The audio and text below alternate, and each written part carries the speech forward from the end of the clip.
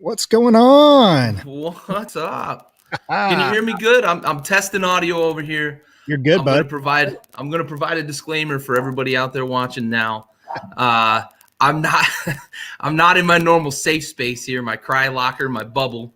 So I'm gonna apologize in advance for any background noise. We're home for the holidays, seeing family, uh, and I'm recording at my brother's house, and I don't have the luxury of just kind of disappearing like I do at my own place. So we're intruding here, and we're gonna make the best of the situation. So without any more excuses, we'll start this off the right way here. Good afternoon, good evening, good morning, whenever the fuck you're watching this.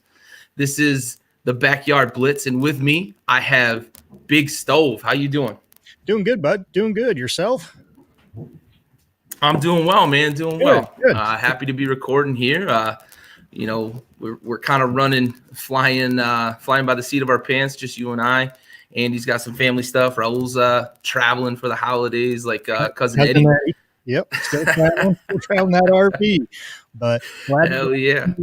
you're representing your team, as am I, with the Dallas Cowboys. Big time matchups this week in the NFC East. So why don't we start right there, and why don't you take it there for your Washington football team? Hell yeah. Yeah, I've got the football team T-shirt and the old school hat on here.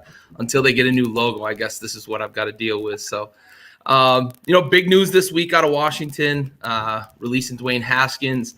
As much as I've been in his corner, it's great to just finally have some closure. I felt this way when we traded up to get RG3. We'd gone so many years with, trying to find a Band-Aid at quarterback and blah, blah, blah. And I didn't love the trade. We gave up a lot at the time. I didn't love that. I wasn't sure RG3 was going to be a great NFL quarterback. Thought he had a lot of good skills to bring to the table. And, he had a meteoric rookie year, and the injury derailed everything from there.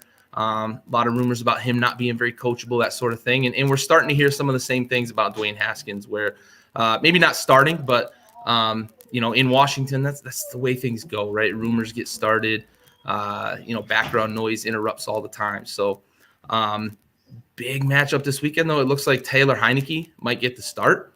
So what is the word on Alex Smith and his prognosis for this week? Because last week he was almost set to go, and then I think he was almost like a game time decision. And a couple hours before the game, they said he's unavailable, so he didn't even suit up for the game. So what is his prognosis for this weekend?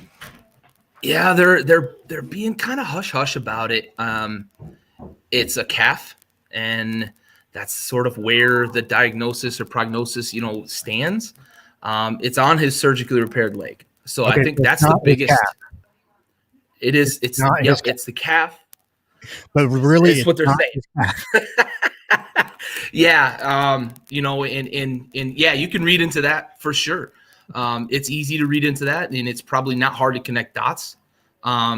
Because all season he'd had, this, that, and the other, and never was there any talk of his surgically repaired leg. He had the bloody sock game where he'd gotten cleated, but it was his non, the healthy leg, I guess, if you will. I don't know, because he has been seen on the practice field. He has been getting a lot of treatment. I know the NFL has some really strict oversight of reporting of injuries. So if it's not the calf, Washington is kind of towing or walking a really fine line with that. So I don't know what to read into it. I can imagine anything on that leg is going to be cause for concern. So I think if it's not 100%, they're going to err on the side of caution with him, for not just for football's sake, but for his health. Because that was a pretty horrendous injury. Sure. In a horrific recovery. So I think we're going to see Taylor Heineke this weekend. That's my guess. If I was, forced to make a decision today, I think that's what we're going to see this weekend. So staying in the NFC East here, you guys win, you guys are in. You guys are NFC East champs because you guys hold the tiebreaker over the Giants. Whereas over Dallas, but we have a game on the Giants. Okay, my bad. So for Yep. me and my boys, dem boys, we need a win and we need you to lose. You're gonna be Philly fans Sunday night, right? We are, yes, for once in our lives, we are going to be Philly fans, and we are all on the Jalen Hurts bandwagon right there. We are all on the Jalen Hurts train, and we are going for some Philly sandwiches and them Eagles beating up on Washington football team this weekend. But regardless of uh, the outcome, and it seems like every year it goes down to week 17 in the NFL. Doesn't matter, you know, how many years it's been, but it just seems like every year there's at least a handful of games that's going down to that final week, and it just everything is magnetized and just fully on, you know, high alert. You know, everyone is balls to the wall, you know, and playing some good football. Cowboys, you know, they started off real sluggish this year, obviously, losing Dak and everything, and then the Red Rocket, Andy Dalton, going down with a concussion, and just everything in there, the turmoil. You know, no one trusts Mike McCarthy. Do they trust him? You know, Ezekiel Elliott. You know, whatever, wherever his mind's at. You know, in this whole season, who knows? But they have a chance, you know, and that's all you need. All you need is a chance, win and you're in, and or win in, at least in the Cowboys perspective, win and you give yourself a chance to be Yep. in. So Yeah, that's all you can ask for, right? In the end, with a season that you guys have been through, that we've been through, the Giants, I don't think really expected to be even close to this position this year. I think they're still in a fully in rebuild. rebuilding. Yep. I don't think we were really, gun to Ron Rivera's head at the beginning of the season. I don't think he would have even expected this, but here we are, right? You have a chance. We control our destiny, and that's the best position you can be in. But if you're the Cowboys and you're the Giants, you go into Sunday at 1:00 thinking if we win the way Washington looked last weekend, we've got a real chance. Mm-hmm. Because the last 2 weeks, Washington has not looked good. I'll say this: if your defense shows up to play like they have, and Chase Young does what Chase Young has been doing this whole year, and I think you guys will win and win the NFC East there. You know, but You have more confidence than I do. I'm a fan through and through, man. But the reality is, I don't believe in Scott Turner's ability to prepare the offense to even be successful against.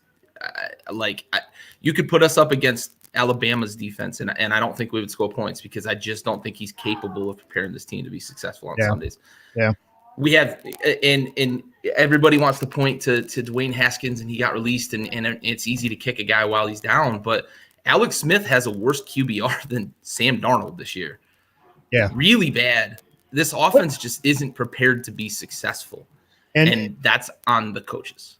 Yeah, and you know, going with those two quarterback comparisons, each quarterback has played somewhat relatively almost the equal amount of games. Darnold a few more. He missed a few in the middle of the season. Yeah, yeah. But yeah, I totally get it.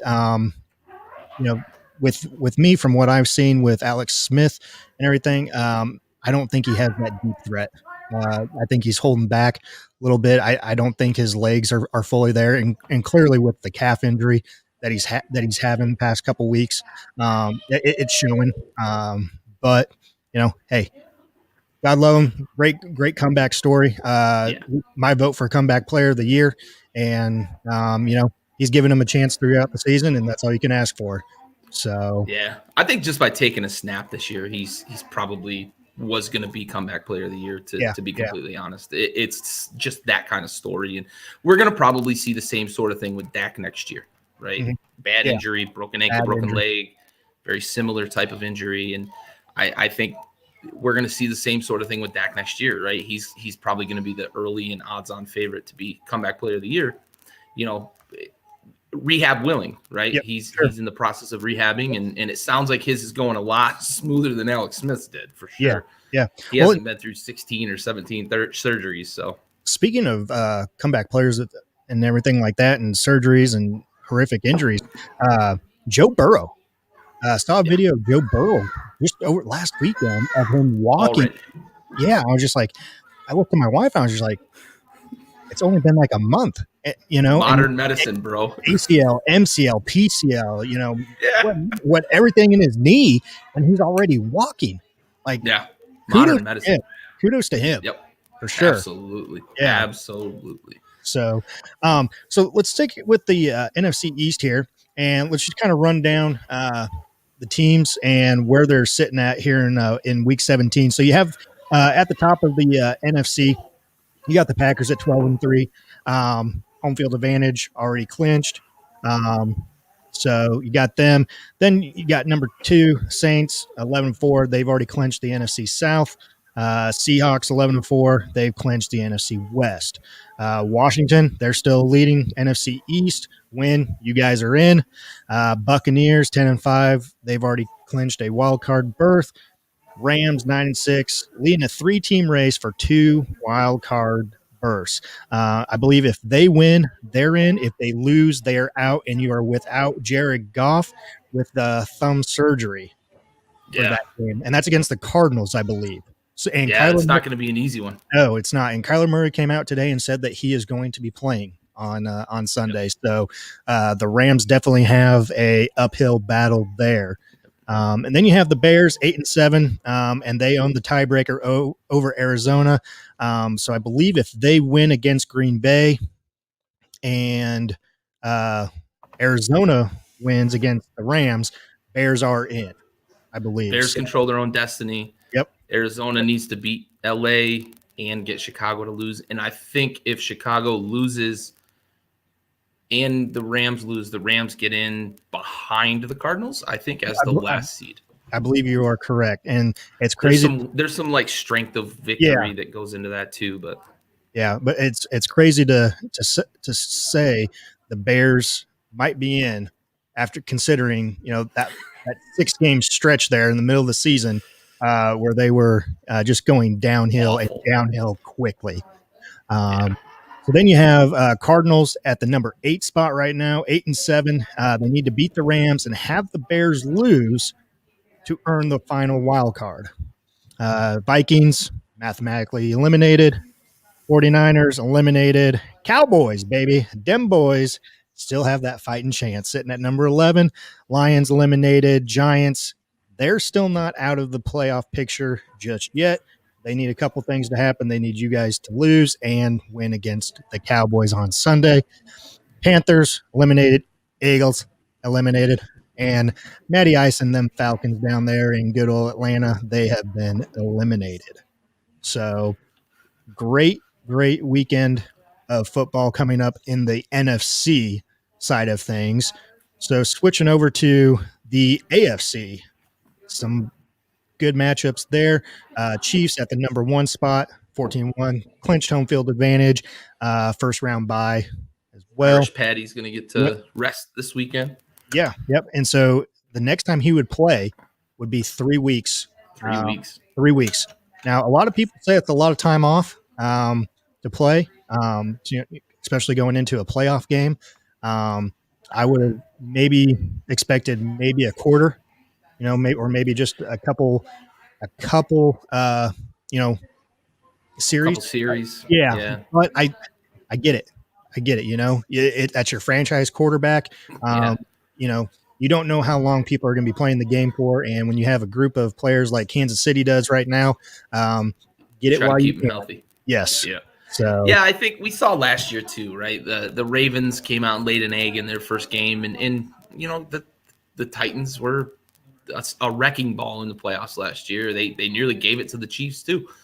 But I don't know, how much of that was kind of the matchup nightmare that the Titans are for the Ravens, because they seem to have their number. And how much of that was that rust factor because Lamar sat week 17 because they had already locked up the bye. And we've seen it a couple times in the past, but we've also seen teams on the other side too, right? So I lean more toward Andy Reid trusts his guys, and he wants them healthy. He wants them to get rested and be at 100% for that playoff game. I trust Andy Reid now that he's won a Super Bowl, right? If this was Andy Reid in Philly, I might be questioning him a little bit. But now that he's won a Super Bowl, I trust Andy Reid. Sure. So while we go through the rest of the AFC here, I'm going to go ahead and put up the Week 17 NFL schedule on the background here for everyone. Get us out of there so people.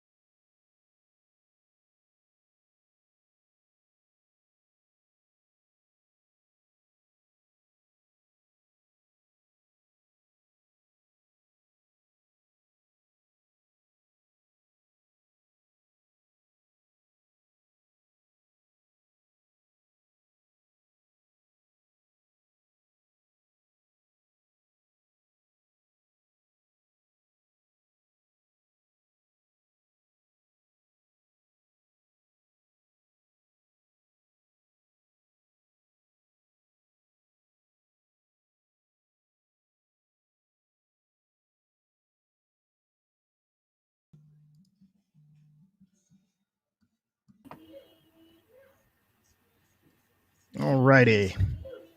So I don't know if people could hear or not, but there's the Week 17 schedule. So real quick, we'll run it down again.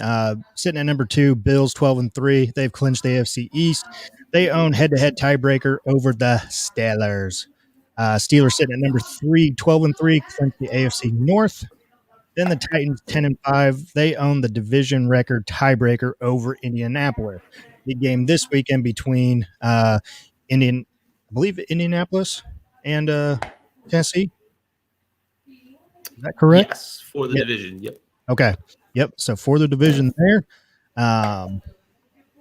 Dolphins number 5, 10-5, own the tiebreaker advantage over the other 10-5 teams. So they own the tiebreaker over the Titans and the Ravens. So, and then who at the beginning of the season would have had the Dolphins at 10-5? Dolphins. Yeah, controlling their fate with Fitzmagic, Tua, and Tua. And Fitz. Yep, in a rotational role. Right, crazy. Yeah, number 1, number 2 starters out there. Number 6, Ravens 10-5. They own the tiebreaker over the Browns and Colts. And at number 7, the Brownies at 10-5. They're at number 7 at 10-5, and they still may not get into the playoffs. I know. They're still alive, but losing to the Jets obviously dealt a big blow to their playoff hope. I mean, and to be honest with you, I didn't actually call it on last week's episode, but I somewhat did. I put it out there saying, and it wasn't more towards the fact of them beating the Browns and the Browns not getting in. It was more for the fact of putting the question out there in people's minds of Adam Gase keeping his head coaching job if they beat the Browns, and then they beat whoever they play this week. I mean, he's 2 for 2. 2 for 2. Can he make it a trifecta of a nice hat trick going on this week in Week 17? Who knows? Time will tell. But I mean, Jets. The Colts actually played the Jaguars this week. I forgot they played in the Titans have the tiebreaker on the Colts because they swept them this year. Okay. So the Colts need some help to win that division. They need Houston to knock off the Titans this week. Yeah, they still have a chance to inevitably beat the Jaguars. Yeah, a bunch of other people are sitting ahead of them with the tiebreakers there, but they still have that sliver of hope there. Losing to the Steelers this last weekend, the way they did, obviously, just heartbreaking, man. Yeah. I mean, the way they played the first half and then the way they played the second half. I mean, tale of 2 totally different teams there. It was almost like they pulled an old Falcons. They did Falcons thing. Matty Ice took over for Phillip Rivers at halftime. Yep. So at number 9, you got the Raiders. They're eliminated, and then Patriots 6-9 eliminated for the first time in 11 years. My lifetime. Yeah, Yeah, right. it's been a Exactly. long Yeah, time. it seems like ever since I've been watching them since 2000 or Yeah. what that they've been in the playoffs every year. So I'm all right with it. So sorry, Patriots fans, but hey, oh well, play better next year and get a quarterback. Uh, Yeah, yeah. They need uh, a quarterback bad. yeah, they do. Yeah. Well, and so a report that I saw today was if Gase got fired, he might become the Patriots quarterback coach next year. Just a report I saw, not throwing anything out there, but That you would be never a Belichick move to make, man. would. That's total Bill Belichick move. Totally. Yeah, bring a guy in that's got some head coaching experience and Hmm. let him run a unit. I mean, all reports that came out of Denver when Peyton was working with Adam Gase there is that Gase is a magician with quarterbacks. Hasn't shown on the field as a head coach, but maybe you put him back in a position where that's his responsibility. Maybe he can work that magic again. But Yeah. that would definitely be a Belichick thing to do, though. Yeah. I agree. Agreed. So after the Patriots, you got the Chargers, they're eliminated, Broncos eliminated, Bengals eliminated, Texans eliminated. But they do have a good matchup this week. And speaking of the Texans, we were talking about Texans the other day, and the press conference that Mr. JJ Watt put on. If they lose this game, I think he might kill somebody. I really He might. after He his might. press conference the other day, I really think that he might hurt somebody. I He really do. basically called everybody lazy. Yep. Yep. They come out here, they buy our jerseys, they show up to games, they support us, and we can't even work a little bit. Yeah. So, Better show up and lift your weights. Yeah. Everybody's in the weight room this week. everyone's getting in those extra reps on everything. JJ's going around patrolling the weight room this week. So in case you guys out there haven't seen or haven't heard the press conference that JJ Watt did after the loss on Sunday, we got it here for you guys. So take a look here, and we'll be right back.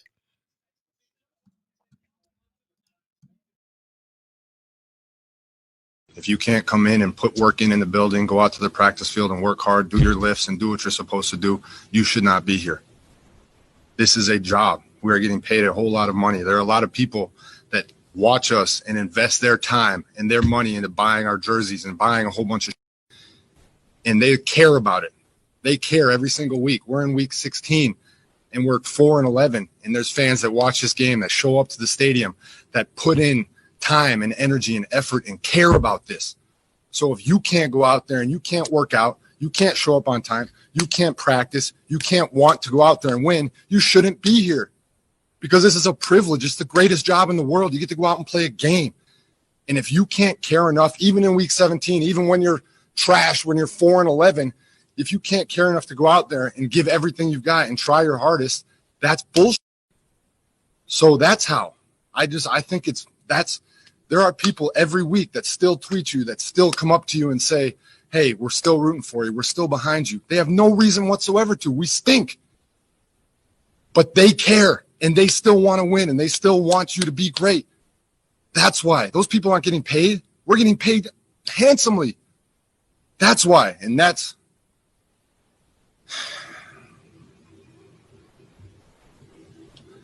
who I feel the most bad for, is our fans. And the people who care so deeply in the city, and the people who love it and who truly want it to be great. And it's not. And that sucks as a player, to know that we're not giving them what they deserve.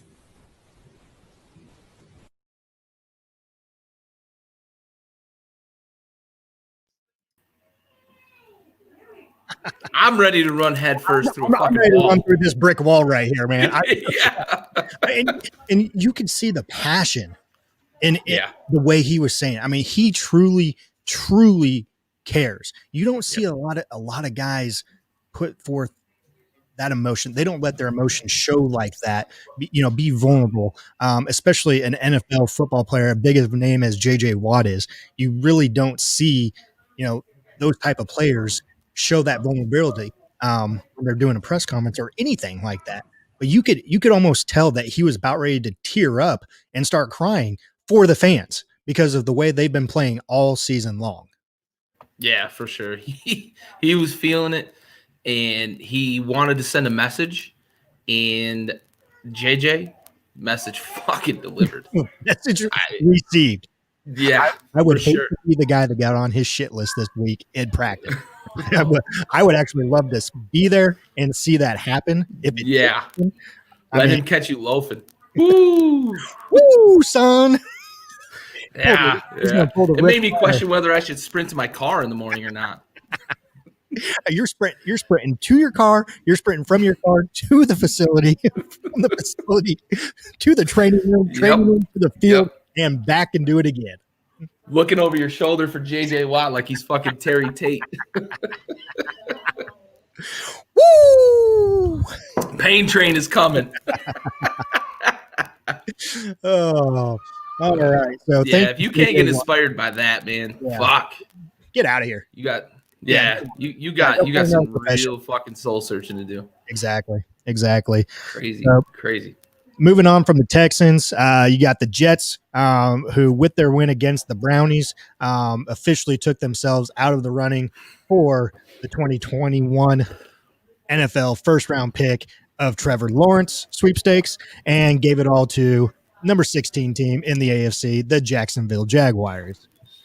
Has there ever been a more Jets fucking finish to a season? Right? Honestly. Like, you were useless for 13 weeks. You essentially had the first fucking pick locked up. All you had to do was finish the season and not fucking win again. And you're going to win 2 of them. Yep. Right. One against a likely playoff team. Yeah, right. Exactly. Oh, my God. That's about as Jets as you fucking can get.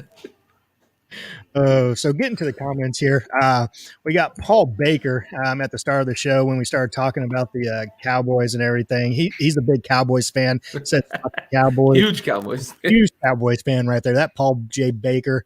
Love you, buddy. Thank you for joining us tonight. And as always, Gary Freese Sr. joining in there and thought that was unbelievable. Well, yes, it was, sir. Yes, it was. So, man, I'm pumped right now, bud. I am still. I want to put some shoulder my adrenaline's up here, man. Exactly. Like, I'm on a spike right now. Thanks, JJ. Oh. But good NFL Week 17 coming up here in a few days. Great way to start the new year, with some playoff implication NFL games. So can't wait for that. Can't wait. Absolutely. All right, well let's shift gears a little bit and let's talk about some observations maybe from Week 16. We've already talked about the NFC East. I want to point out one quick kind of stat. So either the Cowboys, the Giants, or Washington are going to become the first team ever to start 2-7 and make the playoffs. That's how bad the NFC East is this year. There's 3 teams that have a chance to do that. Wow. So all 3 started the season 2-7. There were 2 other teams that started 2-7. That's the Texans and the Chargers. As you mentioned a moment ago, both of those teams have been eliminated. So after this season, whoever makes the playoffs is going to be one of 254 teams to start the season 2-7. So teams that are 2-7 are going to be 1 in 253 on making the playoffs, thanks to the magnificent, ever wonderful NFC East. Nice. Wow. Yeah. Where'd you find that stat at? It was I can't remember who. I can't cite the source, but I saw it in passing, reading up on some stats this week. It might have been like NBC Sports or something like, or CBS Sports, something like that. Nice. Just saw it in passing. Entering the season, 0 for 248. 5 teams started this year 2-7.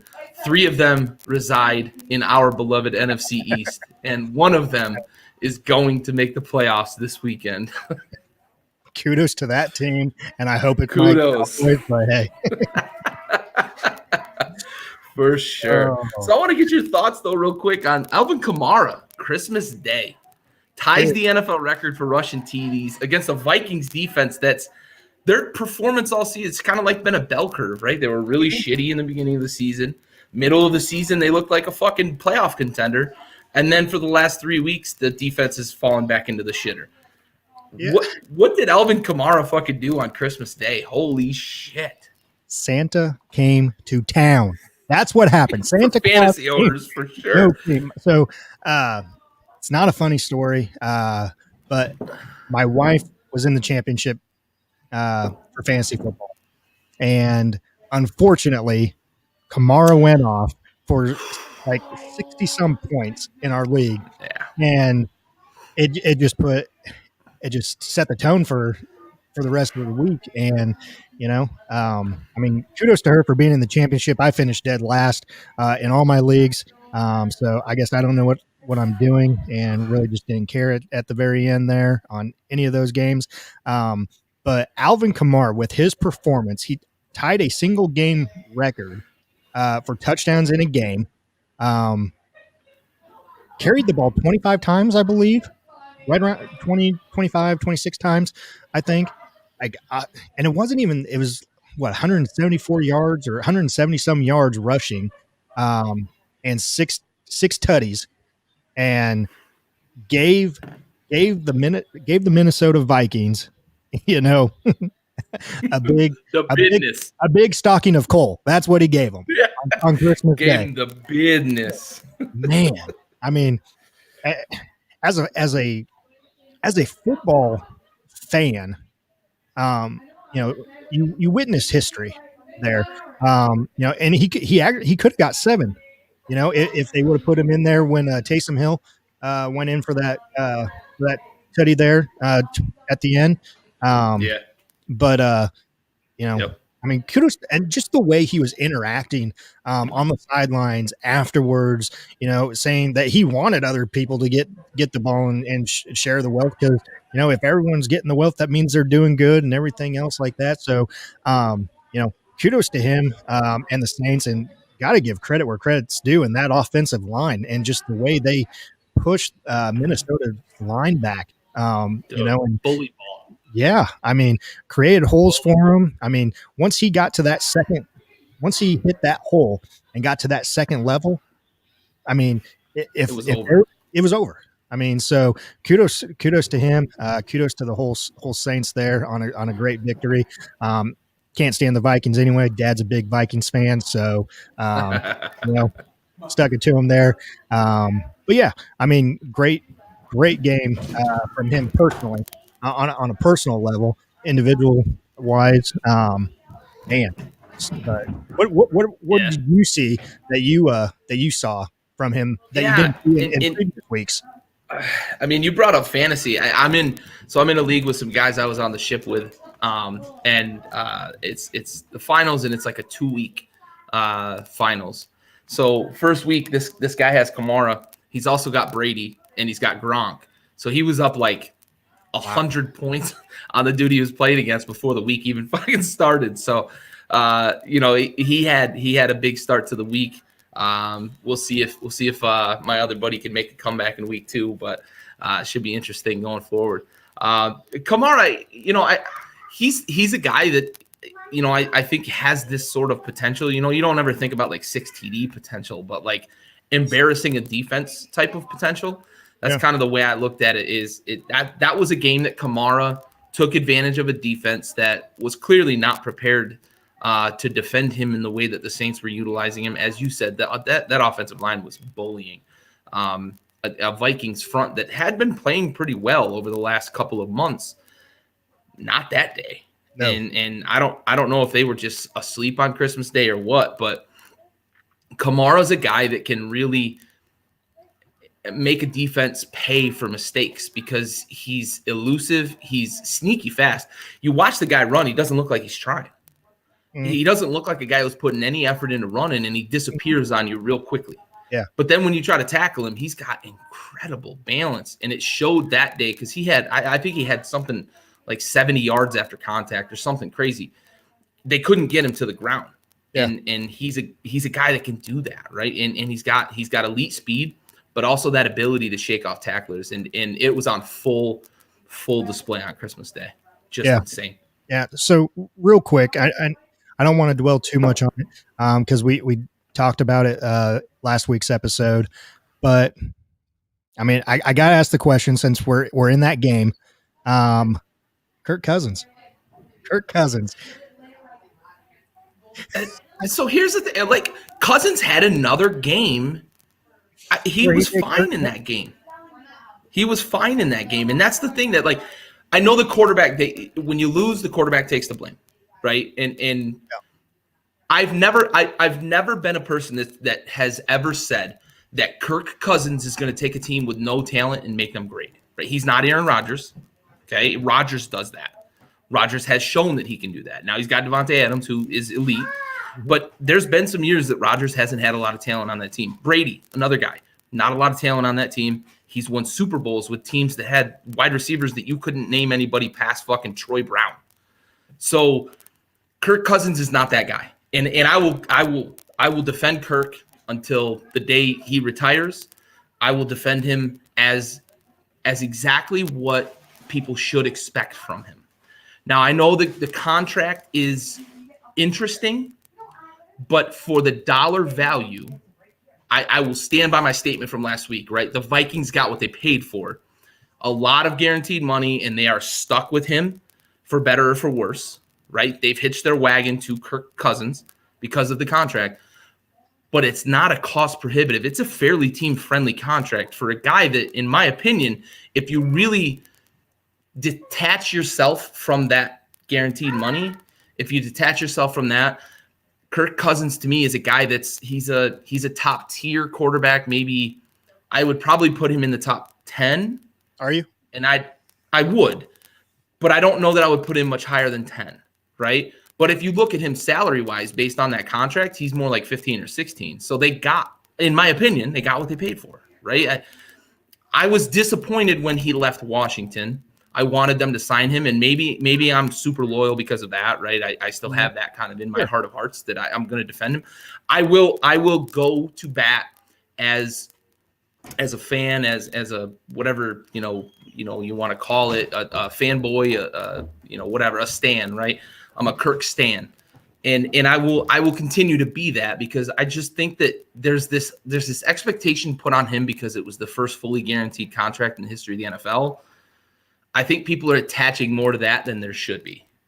And dollar value of that contract, I think they got what they paid for. They got a guy that can move the ball down the field with weapons. He's taken advantage of having the weapons there.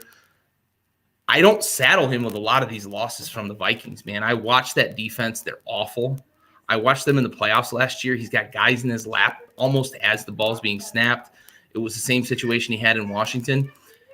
And something I always attach to Kirk is the best ability in the NFL is availability. I see a little microwave over there. Throw the ball. Yeah. Throw the ball, Kirk. Exactly. I mean, that's something that happens in games. We talked about that last week, but it's a fair point, right? Kirk gets a lot of bad press, and I think that goes to when things like that happen in a game, it gets blown out of proportion. Sure. All right. Well, I didn't want to dwell on it too much, so I'll go with what you said. I said my piece last week about him, so I'll finish with this. Okay. Kirk Cousins is a quarterback you can win with in the league. Kirk Cousins is not a quarterback that you're going to win because you have him on your team and nothing else. That's what Kirk Cousins is. I will agree with that statement. So, wow. All right. My Kirk love aside, I wanted to talk a little bit about Fitzmagic. We mentioned it quickly when we went through the playoff standings, and I want to talk a little bit about and get your thoughts on what Gruden did down the stretch, how whether you think he'd made the right call. And how it would have panned out if you had been the coach, if you'd have done anything differently.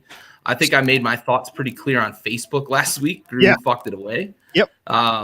I think unless you're kicking the ball with zeros on the clock, you can't run it down for a field goal. That's my opinion. I'm curious to hear your thoughts, though. You know, I was right there with you. Right there with you along the way. Totally agree with you and everything. And then, you know, the next day, listening to some other people and their perspective on things. And, you know, one perspective that guess I didn't think about, or, you know, maybe was just blind in seeing, was, you know, if they were running the clock out there. The other team didn't have any timeouts left or anything else like that. They got the ball inside the 10-yard line. Was it inside the 10-yard line or something like that? When they eventually turned the ball over on downs. Yeah. Okay, so the other team got the ball. Or no. They kicked the field goal and then kicked off. Oh, okay. Yeah. My bad. So they had it at the 25 to start the drive. It was Okay. a touchback. Okay. That's right.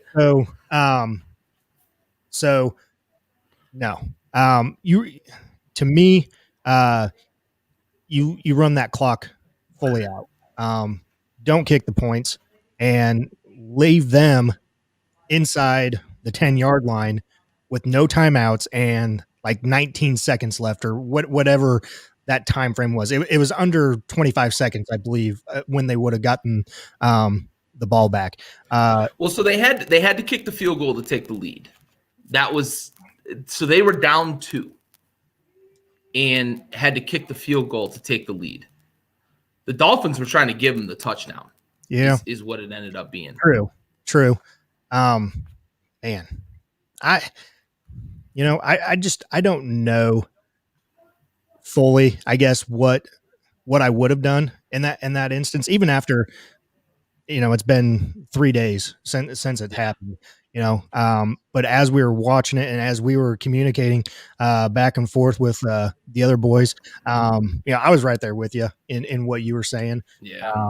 So it would, you know, you look back that's a tough scenario as a coach, right? And we have the luxury of hindsight. Sure. Right? As fans, we always have that luxury.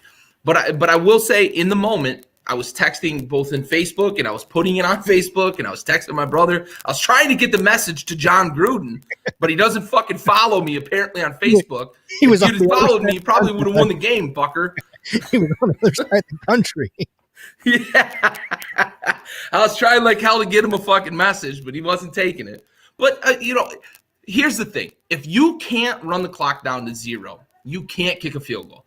Because in today's NFL, quarterbacks can throw the ball 50 yards in the air. And Fitz threw a ball 40 yards with a fucking hand in his face. Well, not only can they throw the ball 50 yards in the air, but if you get a pass interference penalty, right, it's at the spot of the foul. So if it's 60 yards down the field, it's 60 yards down the field. It's not a 15-yard penalty. It's 60s. It's 60 yards. Exactly. And that's the chance you can't take with a field goal, because the Dolphins have a pretty good field goal kicker who'd had some struggles in that game, but he's been pretty reliable on the season. I couldn't believe that after first down, when the Dolphins were trying to let you score, that the calculus in your head didn't say, I can run 40 seconds off the clock and score a touchdown. Or if I take a knee after second down, I can run 1:30 off the clock with the ball being spotted and all that, and 2 plays run. I can run damn near 1.5 minutes off the clock, then score a touchdown, and they don't have any timeouts left. Now they've got to go all 75 yards against my defense, which noted has been struggling. Yep. But they've got to go 75 yards in about 40 seconds, right? So instead of running it down and kicking a field goal, and all they've got to do is go 50 yards to get a field goal opportunity, and it wasn't even a full 50, probably 40 yards. They could have kicked it. They ended up getting almost 50 because of the penalty. But yeah, it didn't make any sense to me in live time, and it damn sure doesn't make any sense to me in fucking hindsight. It just doesn't. No, I agree with you. And, you know, one thing I will say about Gruden, he's sticking by his decision. You gotta love a coach for doing that. It would be interesting to hear the thoughts and the thought process of Derek Carr or whoever else, Yeah. out there at that I'd love time. for them guys to be Yeah, candid, man. yes, exactly. I would just love to Give hear. them some truth serum. Yep, yep, and Yep. just see what they're thinking, and really just give us some insight as to what was going through their minds when they heard the play calling, and were like, were they second guessing, or were they were going with, they believed in it, and they were all in it just like Gruden was. So Yeah, and one thing it's been compared to like early on, like right in the immediate aftermath too. People were comparing it to Todd Gurley scoring a touchdown for the Falcons for the accidentally Falcons, earlier this year, yeah, right? yep, But the difference between those two scenarios and why Dan Quinn was making the right call of not wanting to score a touchdown is the Falcons could have run it down to 1 second and kicked. yes, Gruden couldn't run the clock out. yep, And that makes a huge difference. I don't care if it's 20 seconds, 15 seconds, 10 seconds. Like you mentioned, a pass interference, any defensive penalty, the clock doesn't expire. So we get one untimed down. And if it's a pass yep, interference that gets us into field goal range, I get to kick a field goal. yeah. Or Right. So there's too many factors that can come into play when you're trying to play that kind of nip and tuck game. Score the touchdown. Realize after first down that they're trying to let you score and strategize. I can run some time off this fucking clock and still score a touchdown. And then they've got to go the length of the field and score a touchdown and win this game. Yeah. I bet you the Raiders win, and I'll bet you the Raiders are still playoff eligible. Yes. Yeah, I mean, they would have needed a lot of help, but they'd still be alive. Yep. We talked about it at the beginning. You got a chance, right? That's all you can ask for in chance. week 17. Yes, sir. Yes, For sir. sure. All right. My hatred of Grew to the side. Let's talk about the Bills and exercising these demons in New England, man. Doing it in Gillette Stadium. Amazing. Handing Bill Belichick their second worst loss in the Belichick era and the worst home loss in the Belichick era. Mm-hmm. Are the Bills for real? Are they a contender? Yeah, they're here to stay. They are here to stay. Josh Allen has made tremendous progress from year one to where he is right now, and clearly you can see that in the Monday night game, where he was just dialing it in. He was pinpointing it where he wanted that ball to go. He just threw it with ease, and the way the ball flew out of his hands. Now, granted, defense, Patriots defense isn't what it has been in years past. Now, granted, they've had key players opt out for COVID reasons and everything else, but the way that the Bills' offensive line gave him time to throw, it was almost, I think it was actually in the fourth quarter, late in the fourth or mid fourth quarter. And they showed a statistic out there that he had not been hurried. He hadn't been touched. He hadn't been sacked. It was like 30 dropbacks. I remember the graphic, 36 dropbacks, and he hadn't even been breathed on. No, the only time he got close to being touched, and I think he did get touched, but it was it was a friendly touch. Basically, was he was rolling out to his right and got close to the sideline, and I think he threw the ball away, and just got just shoved a little bit. That's the only time. That's it. And his offensive line was awesome, and they have been this whole year. They're giving him time to survey this field and pick out who he wants to throw to. And eventually, if you survey enough and you have that much time in the pocket, who's going to be wide open? Stephon Diggs. Yep. Clearly, over and over again. So, kudos to what the Bills have done since drafting Josh Allen and acquiring Stephon Diggs. They are a team, they're a team that they're going to build off those guys. And hey, like it or not, the Bills are here to stay, in my opinion. Bills AFC East. I'm old enough to remember the early 90s. We might be heading that direction again. Yeah. We might be heading that direction again, and the evil empire in Gillette is done. Might not be the evil empire anymore. Nope. For sure. Yeah. I love, you brought it up, right? And you said he's dialing it up, right? I love to see how in control of that offense he is, right? it just feels like at the snap of the ball, even before the snap of the ball, he knows where he's going to go with the ball if A, B, C, or D happen after the snap. Mhm. And he Yeah. is so comfortable, and he has fixed his mechanics to the point where he can do it, right? It's not a matter of just knowing the offense and knowing what the defense is presenting to you. It's being able to execute too. Yeah. And that's where Josh Allen has gotten to. Yeah. It is scary watching him, the way he can maneuver around. He's so athletic. Jim Kelly used to be real athletic like that. I know I keep alluding to the early 90s, but man, it feels like that. Yeah. Because they've got an offense that's scoring a ton of points.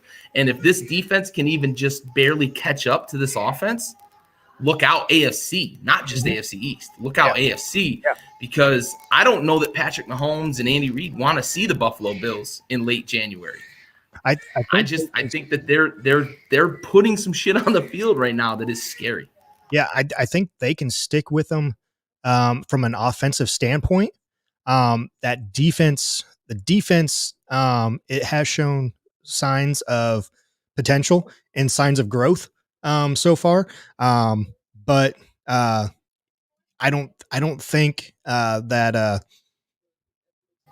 the Bills defense can withstand a Patrick Mahomes Chiefs offense for an entire game. Now, I think what we would need to see from Buffalo is a turnover or two, right? Yeah. Give the offense a short field once in a while, maybe once or twice. Yep. And I think that's where you can beat Kansas City. And I think Mahomes has shown this year he's not, as careful with the ball as he's been, especially last year. Mm-hmm. I think that he's susceptible a little bit to some games on the back end that we've seen teams playing man and switching up coverage and stuff. I think we've seen some situations that, Buffalo might be able to take advantage of and be able to play those games on the back end. And if they can turn him over once or twice, I think that's where this high-powered offense could really assert themselves. Yeah, I totally agree. And I'll make one more quick comment here.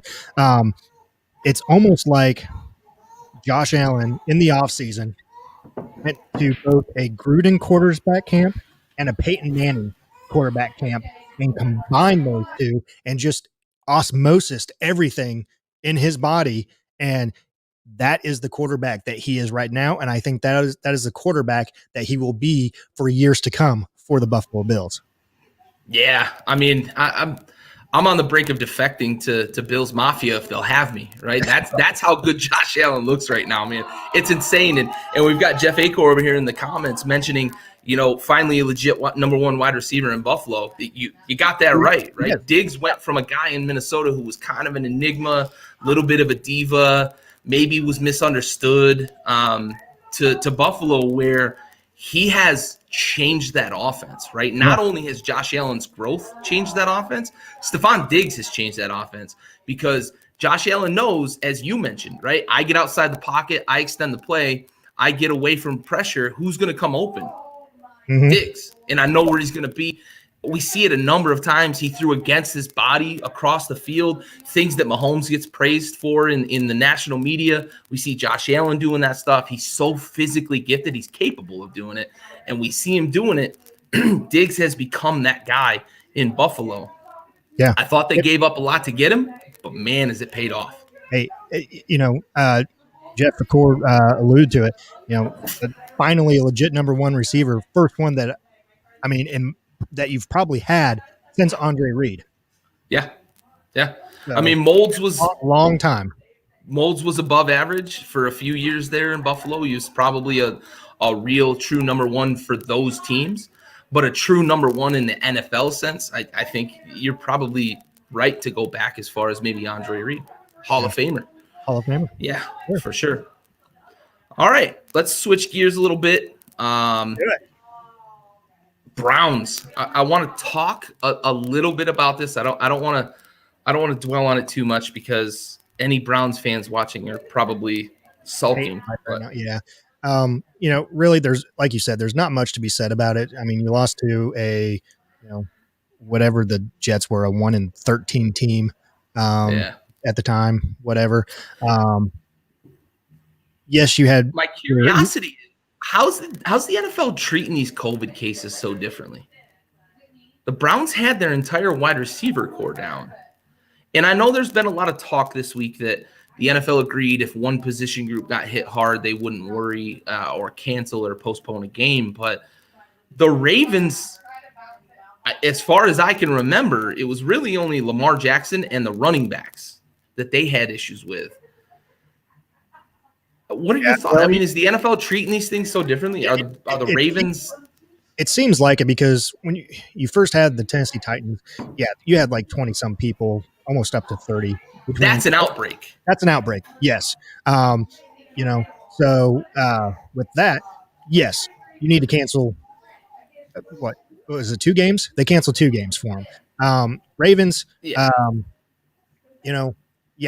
They canceled their game. They shouldn't have, because you know what? You had the Denver Broncos, who were without their 3 starting quarterbacks. They had to bring up a quarterback who wasn't even a quarterback from the practice squad, a wide receiver, and put him in a game to play at an NFL level quarterback, a position he hasn't played since college. And look, and if I don't know if you watched that game. I watched it because I picked that guy up for fantasy, hoping, hey, he's listed as a wide receiver. He's going to get double points here. You know what I mean? Yeah. I can have a quarterback and a quarterback receiver. Just it's like the first week that Taysom Hill started at quarterback. Exactly. Everybody had him at tight end. Exactly. Stealing fantasy points. But yeah, really, I mean, they've treated the Titans and the Ravens differently than the Broncos and the Browns, and it really is unfortunate. It really is. And the only I'm saying that they didn't cancel the Browns this week or this past week was because it was so late in the season. I think if they don't have a lot of wiggle room left, they don't. But they could have made the week 18. Whatnot, and push things back. They had the nuclear option. They had that built into the CBA for this season. They do, because they potentially have rented out or have blocked the whole month of February, I believe, down in Tampa for the Super Bowl. So it was well within those constraints, those restrictions, and those guidelines that you could have postponed that game. Kudos for the Browns for going out there. Kudos to Baker Mayfield for going out there and throwing it 56 times and trying to get your team a W with the receivers that you have not had any practice time with the guys at the local YMCA. Yeah, I mean, they were running routes and practicing in a parking garage, trying to learn the routes and get the timing and everything. You're not. But here's where I will go against them on this is I don't care if you don't have your wide receivers. Your run game between Nick Chubb and Kareem Hunt, I don't care if they were going to bring 8-9 guys in the box. Like you got best tandem in football and you couldn't get it going. You couldn't get going on that. You could get that going and then run some play action pass, some RPO, everything. And then you can throw the ball to those wide receivers that didn't have any practice time. I mean, it's a little wheel route. It's a little play action, drag, post, whatever. I mean, if they're bringing all those guys up into the box, those guys are going to be open. So it's a little bit of both for me there. I still think that the Browns should have won. But that game probably shouldn't have been played. Jeff Acor's with you, and this thought kind of passed through my head a little bit. Did the NFL think, it's the fucking Jets, right? Like we all thought. Sure. Right? Clearly, we were all kind of thinking they should still be able to run the ball. They should still be able to assert themselves. Yep. I don't think anybody really expected the Jets to come out and score touchdowns on their first 2 drives, or I think it was a field goal and then 2 touchdowns. But they got out early, and I don't think a lot of people expected, and probably the NFL didn't either. Right, the NFL was like, it's the Jets. The Browns are gonna, be able to beat them and whatnot, and it didn't work out that way. So, it's like you said, a little bit of both. The Browns did not assert themselves as a playoff worthy team. So Yeah. the Broncos, though, send their condolences. Yeah. All right. So let's shift gears. Let's shift out of the NFL, but stick with football. Let's talk about the college football playoff. Let's do it. I've got an initial question for you, man, and I think it's the question burning in a lot of people's minds. You got it. Let's Is do it. Notre Dame going to get embarrassed again? Yes. Absolutely. Simple as that. Simple as that. Yeah. Yeah. And if you listen to man, I can't even think of the coach's name right now for Notre Dame. If you listen to some of his press conferences, boy Brian. What's that? Old boy Brian Kelly. Yes. Thank you, Brian Kelly. If you listen to some of his comments this week and how they don't need to prove anything or anything else like that, you are mistaken, my friend. That's a team that knows they're about to get the fucking belt. Exactly. I don't care if you've been to the college football playoffs 3 out of 4 years or 4 out of 8 years, whatever the time it's been since they've had the college football playoff. You have not performed. You have not won the game. You haven't won a national championship. You haven't even competed. No, in the game. You haven't been to the national championship since you had homeboy there with the fake girlfriend. Was it Manti-Te'o? What a reference. Manti-Te'o. Yes. You haven't been to the national championship since then. You got blown out there. You haven't won a national championship since 1988. The Tim Brown fighting Irish. I mean, so for you to come out and say that you don't have anything to prove, bullshit. Yes, you do. Your team has something to prove. If you want to be up there in the elite of the elite, the best of the best, you have to compete and you have to win, and you have to win against Alabama, Clemson, Ohio State. Period. I disagree wholeheartedly with his comments this week and his statement about they have nothing to prove. So that's my take on it. Yeah. The comments, that sounds like a team that knows they're about to take a whooping. That's what it feels like. I'm with you. I think Bama's going to probably beat them by 40, and we're all going to shut the game off at half and then tune back in late in the fourth quarter just to see how many points Alabama's up by. Yeah. You got that one's your early one, I believe. Yeah. On New Year's We'll Day. tune back in so we can prep for the Clemson game. Exactly. But you got Alabama, Notre Dame at the early game, I believe 4:00 on in the Rose Bowl. Yep. And that's actually being played down at Jerry World down there in Texas this year because of COVID. Since California won't fucking let anybody do anything. Exactly. Yep. And then you got the late game between Clemson, Ohio State, rematch, and they don't. Is there any chance that we don't see Clemson Bama again? I'm going to say it's Clemson Bama in the national championship, and to be honest with you, I think Bama's going to win. I think they're going to win it all this year. The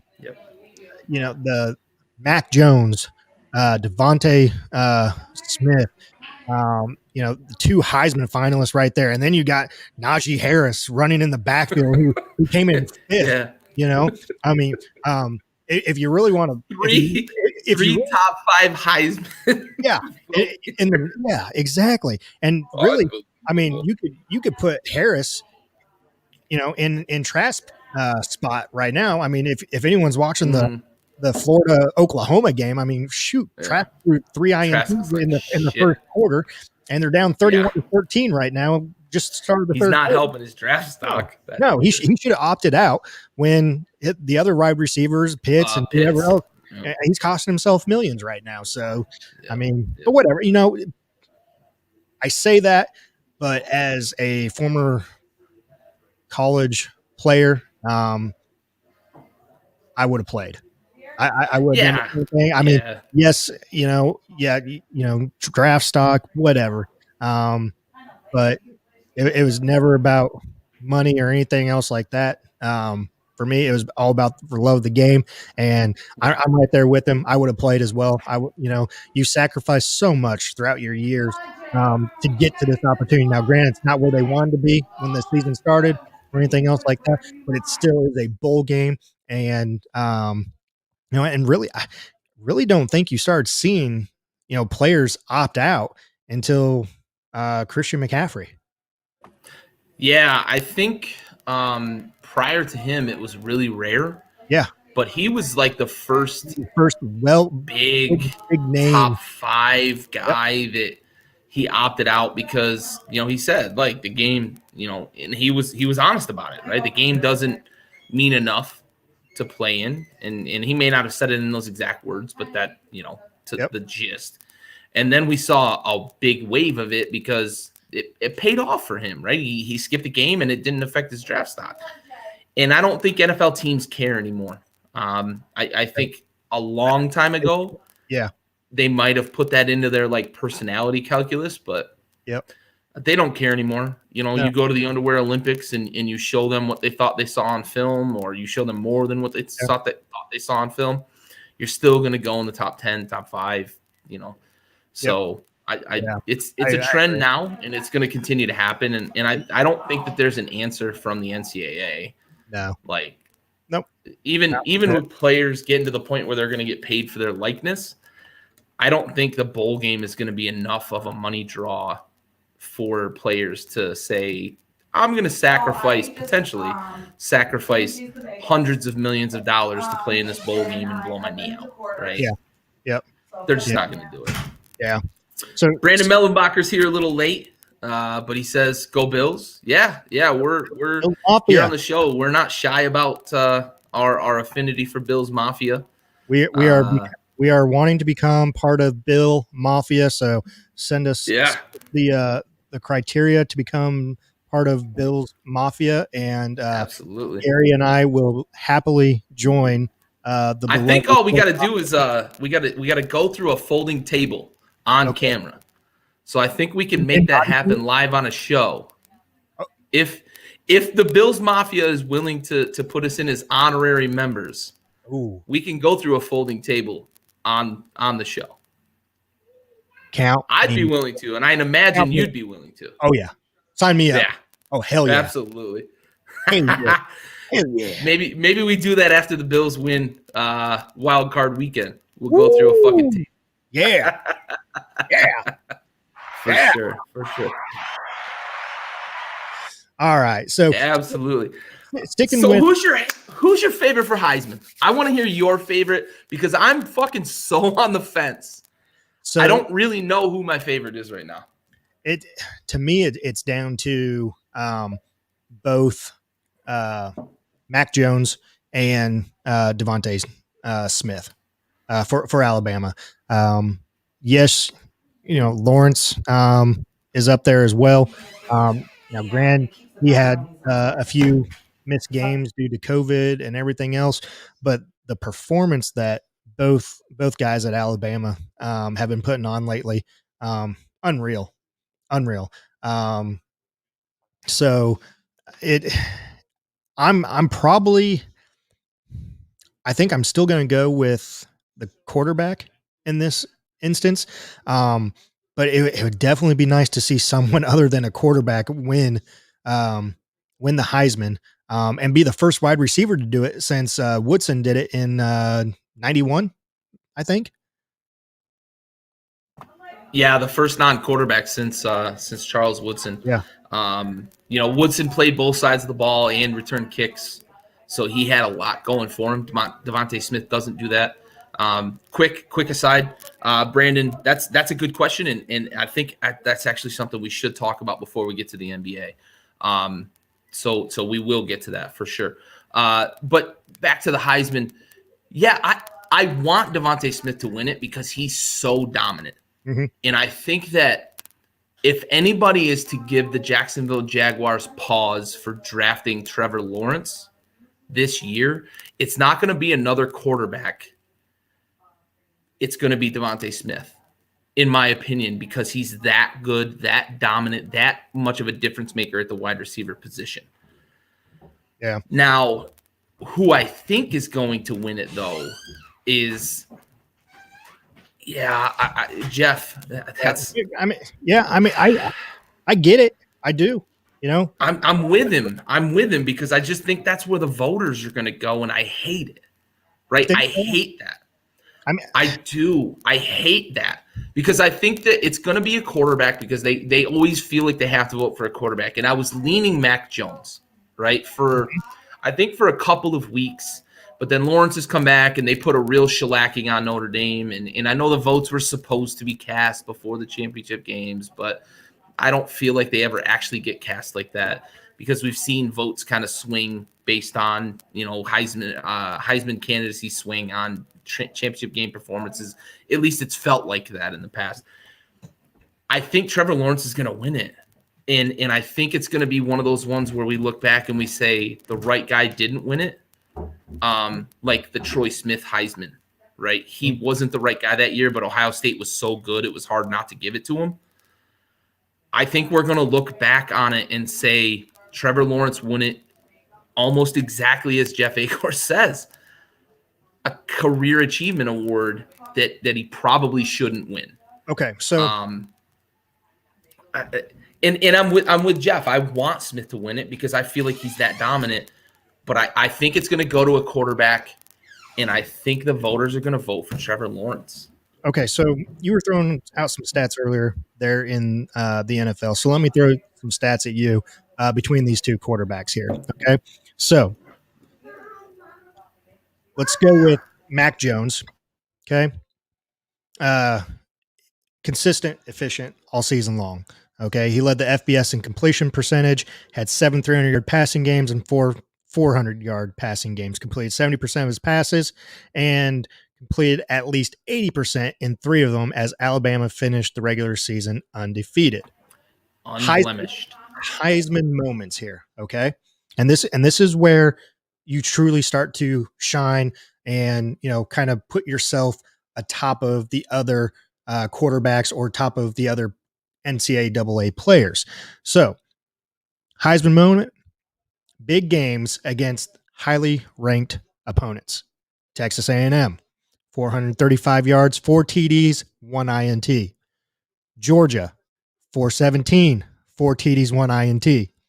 Auburn, 302, 5 TDs. And Florida in the SEC championship game, 418 yards, 5 TDs, 1 INT. Okay? That's Mac Jones right there. That were his Heisman moments. Okay, so now you move over on to Trevor Lawrence, where he did miss 2 games in October because of COVID and everything else. So he was not there for the first matchup between Notre Dame, where Notre Dame won in, I believe, overtime or double overtime against Clemson. But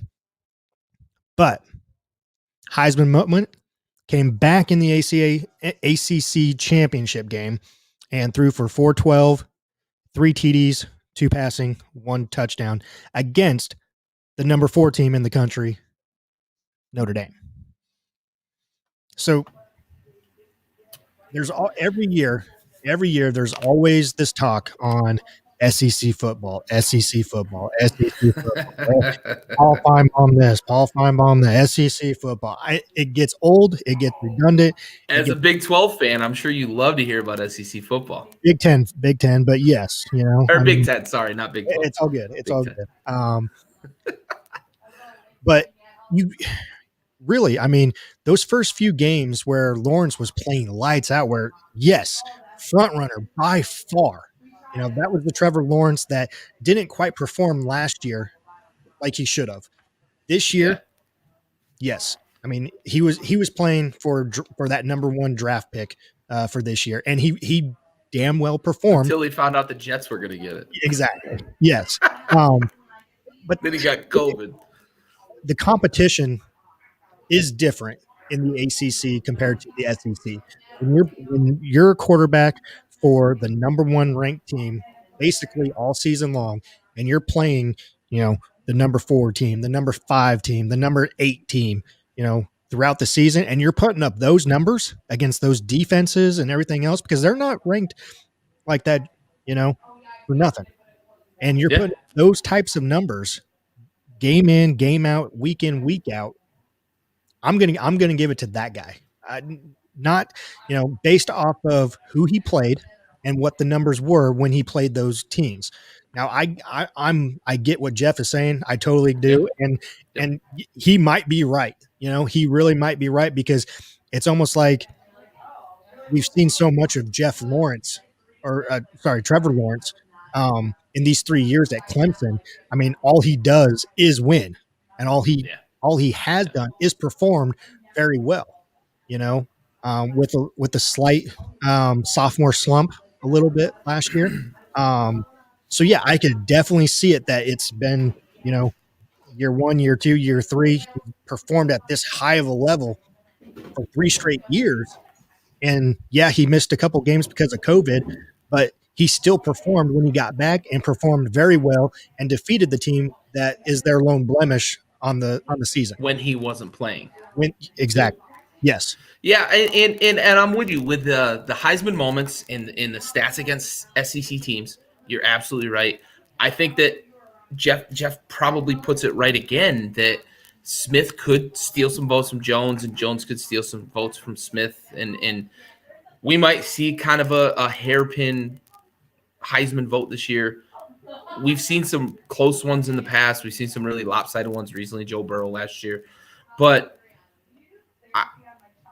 I think in the minds of the voters, I don't think that they take into consideration the things that they should. And I'll say this about not just Heisman voters, but I'll say this about Hall of Fame voters too. These guys that have the credentials that give them the right to vote aren't necessarily qualified to vote. So I'm taking that factor into consideration when I say I think that they're going to vote for Lawrence, because he's the consensus number 1 overall pick. He's the consensus best player in football from start to finish before this season even started. The talk of tank for Trevor started in his freshman season. I just think that the writers are going to fall victim to that. And we've seen it with Derek Jeter in his fucking first ballot Hall of Fame, and Mariano Rivera being a unanimous. And there's just, to me, the writers, because they have the credentials, doesn't mean they're qualified. And I think that factor has swayed me to believe that I think we're going to see Trevor Lawrence win the Heisman. Not because I think he deserves it, because I think Devontae Smith is the Heisman Trophy winner this year. I think Devontae Smith has asserted himself as the biggest difference maker in football, and to me, that's what the Heisman's all about. That's why Charles Woodson won it when he won it. I just think that Devontae Smith is that guy. Yeah. But I think they're going to split votes from SEC voters, and there's going to be enough voters that fall victim to Trevor Lawrence is supposed to win it that they're going to vote for him. Yeah. I just feel that way. Yeah. I hope not, but I just feel that that's how it's going to go. And real quick before we move on to the next topic, it's weird this year because you would have already known who the Heisman is, before you went into the playoff games, and it's now this year because of COVID. So now this year it's not being done until I think right before the 2 weeks after. I think so. Yeah, I think it's really weird. So I'm almost wondering if they're going to take into consideration these playoff games too. They could, right? Yeah. Just because the public is told that there's a deadline doesn't mean that behind closed doors that deadline is actually enforced. Exactly.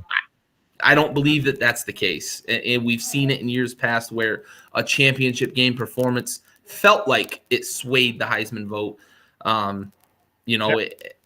We might see something like that this year for sure. Yeah. And to be honest, I think it should be part of the equation. Sure. I think Heisman voting should happen after the national championship game. Sure. Totally agree. To me, I think so, but it's why, not supposed to be that way. But why wait until after all the conference championship games, that next week, then have, you always have it. This year, it's different. It's after the national championship. Really, I'm right there with you. I think it should happen after the national championship. But I mean, that we have come to know that the college football and the NCAA will not change their rules, will not go above and beyond for the players or anything else. I mean, No chance. we can talk expanding playoffs at a different time. I mean, everything else, but I mean, let's not get off on that tangent. But you know where I'm going with this one. So Yeah, for sure.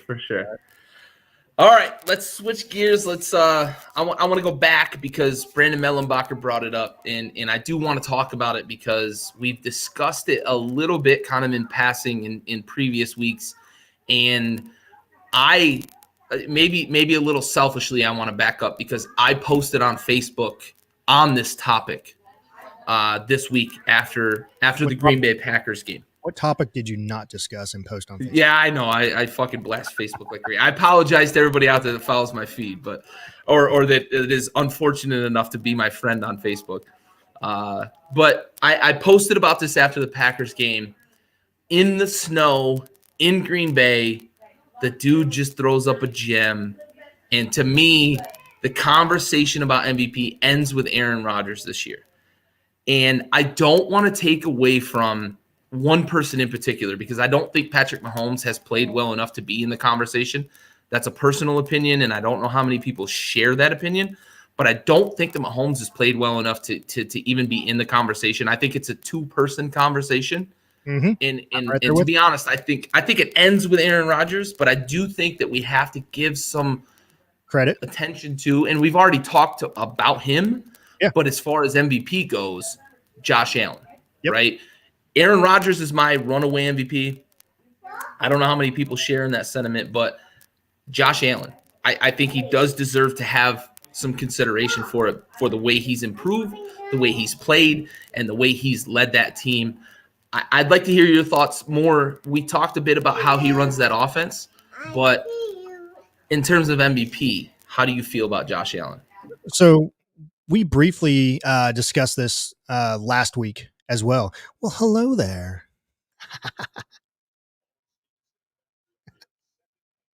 But no, we briefly discussed it last week, and I brought him into the equation of MVP talk, and put him up there, in my opinion, in top 4 and possibly top 3 with Aaron Rodgers and Patty Mahomes.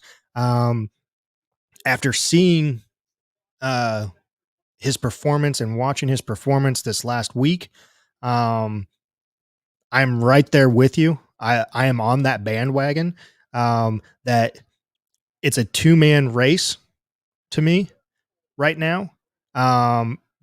But with that being said, the race is over. I think that Aaron Rodgers will win the MVP and Josh Allen finishing second. Josh Allen has definitely outperformed from, I think, what people were expecting of him this year.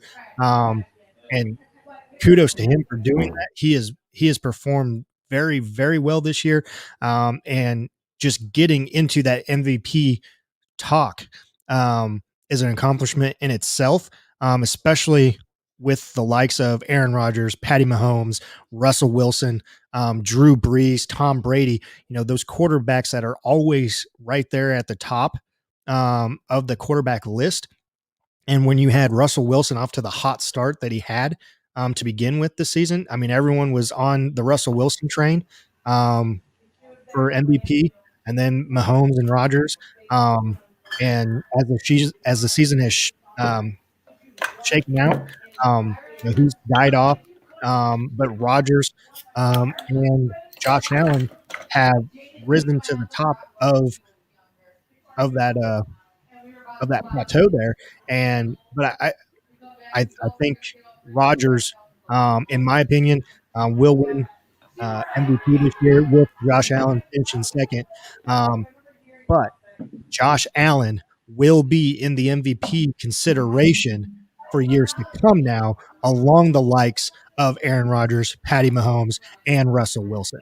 So, yeah, I think that's part of the conversation we always have with quarterbacks, right? We put them in tiers, right? There's the elite, there's the second tier, and then we go from there and we break them out, and there's a couple in the top tier, there's a handful, and then there's 10, 12, and then there's the bottom of the barrel, right?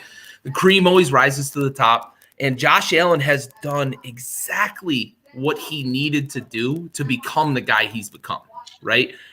All the work in the offseason, all the work to fix his mechanics, all the work to learn the offense, all the work to get, the synergy with his receivers, especially Diggs being the new guy. I read an article about how the receivers were working in the offseason and Diggs kind of integrated himself with the team and blah, blah, blah, blah, blah. It's been a great situation, and you put it perfectly. Josh Allen is now a guy that's going to be in the MVP consideration, MVP talk for a decade. Yeah. Right? He's put himself in that position to be that guy for a decade. And Jeff Acor says Rodgers, Allen, Henry, Mahomes in that order. I love that he puts Henry above Mahomes. I probably put Mahomes ahead of Henry, but Henry is right there for me too. I think if Henry I think there's a little bit more I want to see from him. I think if he was at 2K already, I probably put him there. If he had a few more touchdowns, I probably put him there. But he's definitely in the conversation. But yeah, I mean, it's Rodgers for me, and then it's kind of everybody else. But Allen definitely deserves recognition for what he's done this season because it's been a precipitous improvement over last year, and last year was a big improvement over his rookie year. Mm-hmm. So what we saw from him his rookie season to last year was a big difference, an even bigger difference this year. The dude has become just a stud. Stud. I don't think the Bills, when they drafted him, I don't think anybody could have thought that this is the guy they were going to turn him into. I think he had the talent to be an NFL quarterback and lead a team and maybe put some good plays out there, but to be this guy, this is fucking unbelievable. And if I'm a Bills fan, if I'm ever, if I go through the table and I become part of Bills Mafia, I'm excited about Josh Allen for the next fucking 10 years. Honestly. Very much so. Yes. Absolutely. Yep. Definitely. So thank you for that question, Brandon. We really appreciate it. Get us talking on another topic. So appreciate it. Thank you. Keep the questions coming, folks. So, we're going to take a little break here from Sports Talk, and Gary is going to do our salute to service for us tonight. And for those who do not know, who are joining us for the first time or anything like that, our salute to service is we honor a fallen member of the military, give a little background of them, and raise our drinks and toast to them. So, Gary, I will let you take it away, sir. All right. Tonight's episode goes out to Air Force Captain Killian Lilly. She passed away November 27th, 2020, serving during Operation Freedom Sentinel. She's from Parlin, New Jersey, and she passed away in a non-combat related vehicle accident at Al Dhafra Air Force Base in UAE. Cause of the incident is still under investigation, so we won't speculate too much there. But we train to fight, and sometimes we see things like this happen during training scenarios. It's unfortunate. You never want to lose somebody, a brother or a sister, in a situation where you are preparing for potentially, the worst case scenario. You want to be in a controlled environment, but unfortunately, sometimes these things do happen. This accident or incident, we won't speculate. This incident occurred while she was deployed as part of the 60th Healthcare Operations Squadron, deployed out of Travis Air Force Base in California. She was assigned to the 380th Air Expeditionary Wing.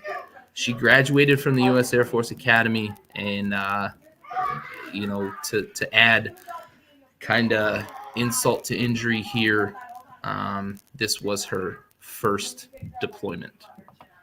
So, Air Force Captain Killian Lilly, we have a watch. Let me make sure you didn't buy it. You're okay.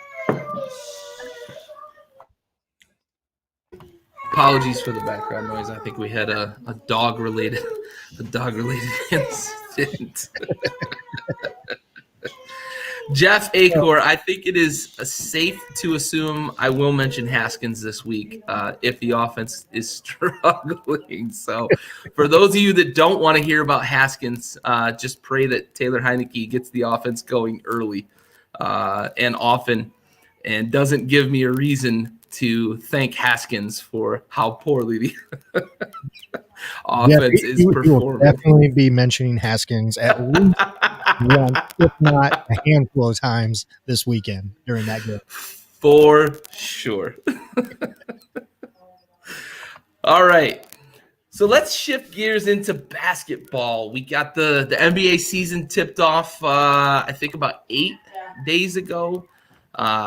Maybe 7 days ago, a couple days before Christmas, the NBA season tipped off. And I think we had some expectations that haven't necessarily been met to this point. I'm going to pass it over to you, Stove. I think you've got a couple of teams that you thought were going to be good, and I think we all thought were going to be good, and they've gotten kind of off to stumbling starts at the beginning of the season. So, yes, let me hear it, man. So, grew up being a big old Bulls, and then became a Lakers fan when that torch was passed from MJ to Kobe. So Bulls and Lakers are my teams. Loved watching those Bulls of the 90s on WGN after Boy Scouts and everything else like that on Wednesdays and everything else. So, my biggest surprise so far this year, Clippers. I mean, PG, Kawhi, they won their first game, and then they come out flat. And I looked at. Is there a worse word you can use than flat? Because it was worse than flat. It was. I mean, there probably is. And I can say it on air here. I mean, we can, but I won't. But man, I was scrolling through some Twitter feeds and everything else, and I saw that they were down by 50. They were down by 50 points, and to the Dallas Mavericks. Now, Dallas is an okay team. They're not a great team by any means. They're a good team, but when you're down by 50 at halftime and then lose by 51, I mean, come on, man. And now, granted, they were without Kawhi because of a mouth laceration from the previous game and everything else like that. But Paul George, he opened up the press conference, taking full responsibility for the loss and everything, and then later on saying that he blamed Christmas for their poor display. Like, thanks, Santa, you fucking asshole. Yeah. So, but whatever. Obviously, we've talked in great detail between us, the Brooklyn Nets with KD and Kyrie. Is Kyrie the same guy in the locker room that he has been, or is this a different Kyrie that we're not used to seeing? Time will tell. We were mentioning, wait until they get on a 4 or 5 losing streak. It's easy to be a great locker room guy when everybody's winning. You're getting a bunch of shots. Yep. Once you lose 5 out of 7 or 6 out of 9 or something like that, what's Kyrie going to turn into? Is the earth going to be flat and media is going to be the bad guy? Yep. But that duo right there, I mean, I think it's going to be awesome to watch throughout the NBA season and for maybe future years to come. KD, fucking he hasn't missed a beat. Nope. He has. He's got the spring. Yes. Usually, like with the Achilles, a lot of times you see him slow down a bit. Yeah. I don't see much from him. I do not see that at all either. So He's aggressive. yeah. He's not tentative with that Achilles. I'm impressed. Yep. The one team that I'm really shocked to see perform the way that they have so far. Cleveland Cavaliers, 3-0. And the way that they are playing unselfish basketball. If you look at the way that they have dished the rock to others and the way they're scoring and everything, I'm going to hit you with some more stats. They're sharing the ball 34. We love stats. Yeah, 34, 29, and 31 assists in 3 games. It leads the NBA. The sixth man, CD Osman, 15.7 points on 53% from the 3. I mean, your sixth man shooting 56% from 53%. Shooting over 50 from 3. Jeez. I mean, that's Kyle Korver right there. Yeah, you're filling it up off the bench. And then points in the paint, almost 65 points in the paint per game at second in the NBA, and 3-0. Cleveland Cavaliers. Yeah, I think they're loving them some Andre Drummond in Cleveland. Yeah. So loving them paint points. He's dishing the rock a bit too. I'm loving Andre Drummond. My brother and I, we did a joint fantasy draft for basketball. We got Andre Drummond. We're loving some Andre Drummond. I wish Andy was here tonight just so he could talk to us about his fantasy basketball team and the players that he has. I'm really looking forward to that conversation that we have with him at some point in time here in the near future. Yeah, that lineup he's got. He says, I would win my league 10 years ago. He's got a pretty good lineup. That league's throwing some curveballs at us. There's been some funky trades. If any of y'all are watching, we see you out there fucking colluding, you assholes. It's just fantasy basketball. It ain't that serious. But what we've talked, in our group chat, we've definitely talked about Beal and Russell. And then we've also talked about Harden and Wall and everything else going on there. So I'm curious to hear what you have more to say or what you've seen throughout the first week of basketball with those two teams. Granted, given the trades that happened in the offseason and the new teammates for both teams. Yeah, I think that to kind of go to my newfound hometown, Washington is, I think they're going through some growing pains. I still feel like they're going to win plenty of games in the East. I think that Russ and Beal are on the same page. Those two kind of had a little bit of a come to Jesus moment after the game when they lost last game. Russ took to Instagram to say, that the measure of a man is not, when he's succeeding, it's when he's, failing and how he responds, in kind of regular terms, I guess, not necessarily quoting or citing, but yeah, fucking Haskins, man. Fucking the Wizards are 0-4. Fucking Haskins. God damn it. Get that guy off the fucking court. But I think that they're gonna grow into kind of what they're gonna be as teammates. That's the big thing for me is the Wizards are okay. I'm not panicking yet. It's 72 game season, so it is a little shorter. So you can't get to a point where you're like 0-8, 0-9, because then it's a big hole to dig out of. But I don't think we're going to see them get to that point. So I think they're going to be okay. Yeah. It season is early, but I'm actually watching more basketball.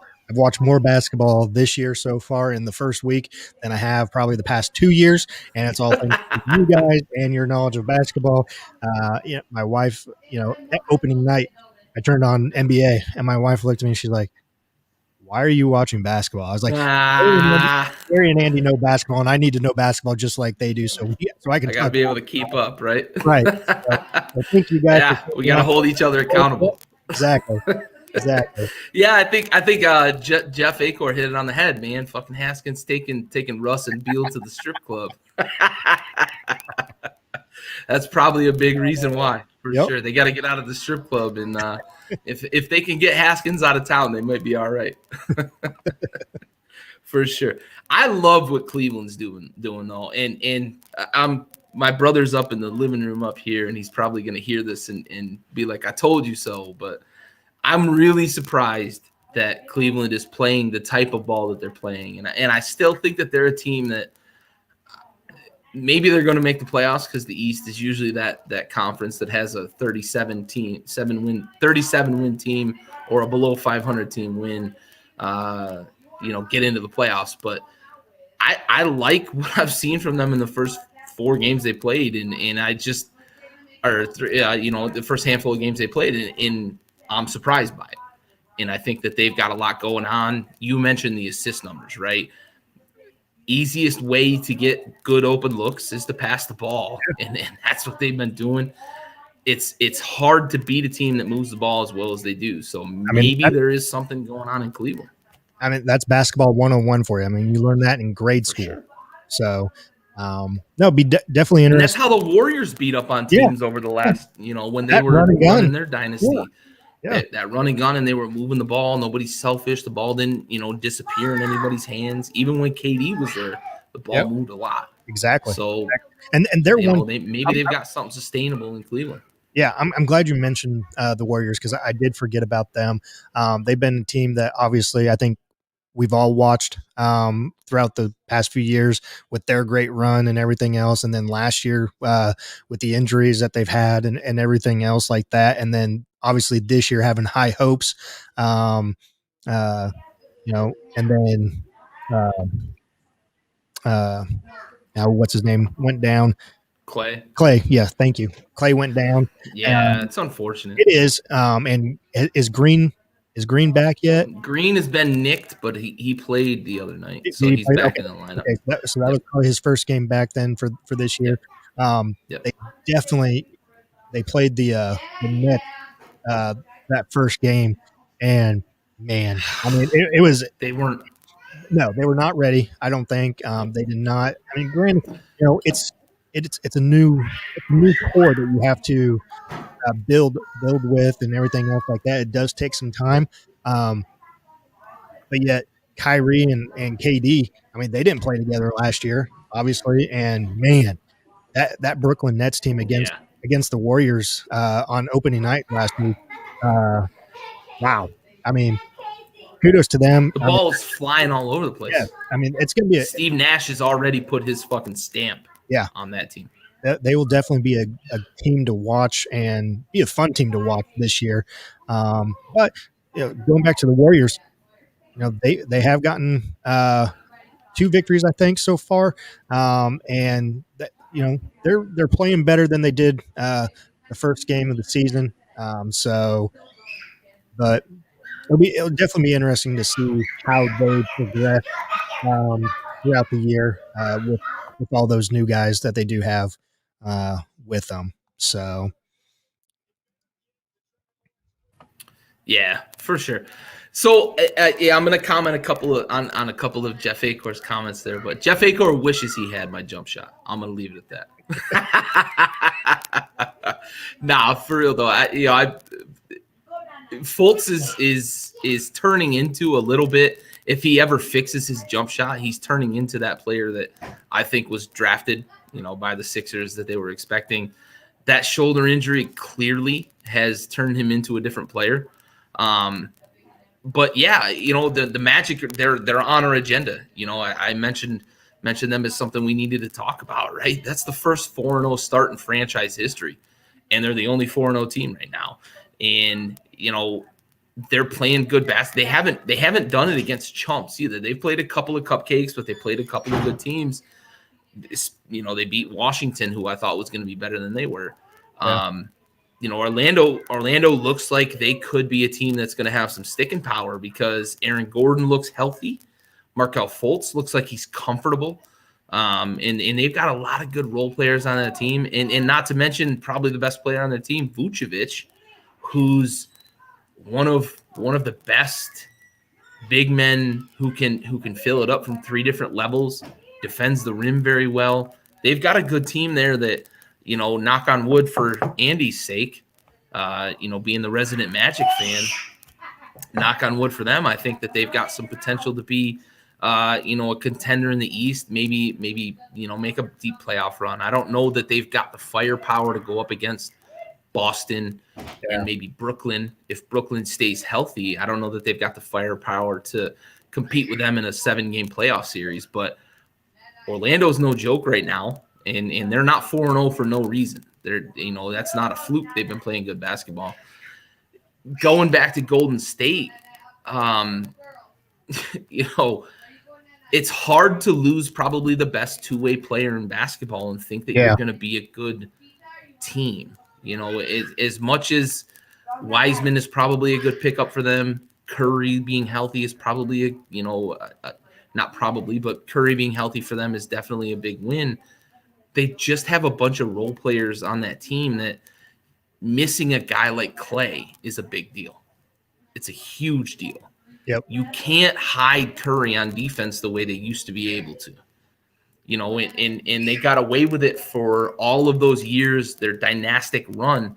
They got away with hiding him on defense and allowing him to just play passing lanes because Clay could match up against the best player on the team no matter what position they played, right? He could match up with anybody. And Curry could just play off the ball. And you had teams that made multiple players defend that gave the Warriors some trouble. But Klay Thompson made up for a lot of those deficiencies that Curry has on defense. And in not having that, I think you see that the Warriors is still pretty vulnerable to good offensive teams. Yeah. So I don't know how the Warriors are going to hold up throughout the season. I think they're going to be better than they've started, but they're definitely not going to compete in the West. Yeah. Yeah. I'm with you on that. So I concur. For sure. So you mentioned the Clippers 50-point halftime deficit. We covered that. I wanted to talk about that, and you smashed it out of the park, right? You tune in on Twitter and find out, the Clippers are down 50. And even without Kawhi, the Clippers should be down 50. Exactly. Yeah. But I can blaming it on Christmas, though, PG. What the hell are you doing? Come on, bud. Come on. Santa doesn't play basketball. Santa wasn't nice to him. He wasn't on he was on the naughty list. Yeah, that was his stocking full of coal. So I want to talk about somebody you mentioned a little bit ago. You mentioned growing up being a Bulls fan. Yep. I want to mention Michael Jordan and what the hell they got going on down there in Charlotte. Hey, you've got they lost to, or they beat the Nets the other day, 106-104. Yeah. So it's Gordon Hayward showed his whole ass against the Nets. Yes, he did. As Raul put it, he was a whole bucket. that trade right there. Time will tell if it will work out or not. When they first made it, I wasn't too keen on it just for the fact of his injury history. And the way if his body will be able to hold up for a whole basketball season, and just the style of play that he does play, I really don't think that it would hold up. So I thought that they were taking on a big contract right there, in getting that. But like I said, it's season's early. It's almost like an overreaction Monday type thing with it. I definitely need to see 15, 20, 25 games into the season to see how well they play, this and that, what kind of pieces, do they keep the starting 5 that they have right now? Do they mix some other people in, type thing? But it's definitely taken some time there in Charlotte. Was really sad to see Kemba Walker get traded up to the Celtics. I know some people here in the South. They love Kemba. Good player. Sad to see him leave, but glad he got an opportunity up there with the Celtics. But it's definitely taken some time for Charlotte to kind of get to, I think, this level of competitiveness, and to be one of those top tier teams week in, week out, and compete with the likes of Boston, now Brooklyn, and Miami, Washington, and then compete with some of the teams out west, Lakers, Clippers, um, you know, uh, Golden State, Houston. I mean, Dallas, Denver. You know, it'll definitely be interesting, just to see how they perform against those teams now, that they have the likes of a Gordon Hayward. But when I say that, he needs to be healthy in order for them to compete down the road, down the stretch, and throughout the whole season. So we'll see. But I do like what they're doing there. It has taken time. I like the trajectory that they are on right now. Yeah, for sure. And I think Gordon Hayward's in a position where he's kind of in the catbird seat.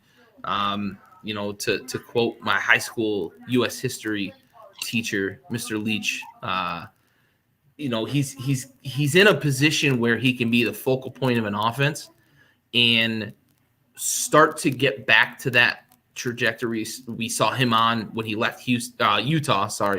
Left Utah to go to Boston as kind of a borderline superstar, right? I don't know that Gordon Hayward's ever going to be top 5 in the NBA, but a guy that's on that fringe, I think, is what his potential is. The catastrophic injury was his first real injury in the NBA, and since then he's had some things that have nicked him up, right? It's things that in his first season back, he had some lingering things with tightness. Maybe it was overcompensating for the injury. Yep. Little things here and there that have nicked him up, in Boston. I hope that that's behind him now that he's a few years removed from that real nasty injury that he had. And I think I want to bank on the fact that we are past that and we'll see a healthy Gordon Hayward.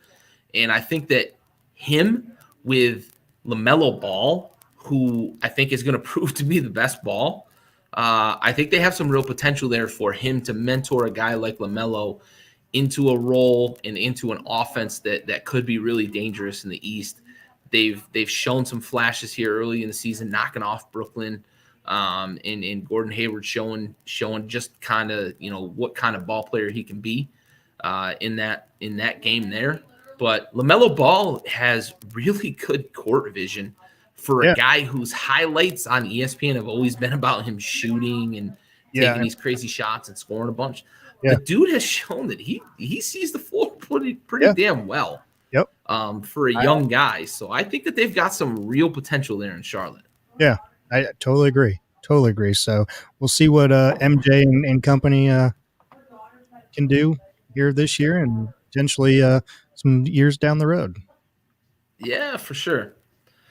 All right, I think we've covered what we wanted to cover, so I'm gonna push over to you for closing remarks. Maybe some thoughts on what we're gonna see coming up here in week 17. Or any closing remarks on basketball or anything, and then we'll tip our caps and head out. No, I think we pretty much covered week 17. It's going to be a great final regular season in the NFL. Great matchups and playoff implications this week, as every year. So can't wait to watch some of those games and root on them boys in hopes of clinching a NFC East division title there. But nonetheless, definitely be fun to watch football this weekend.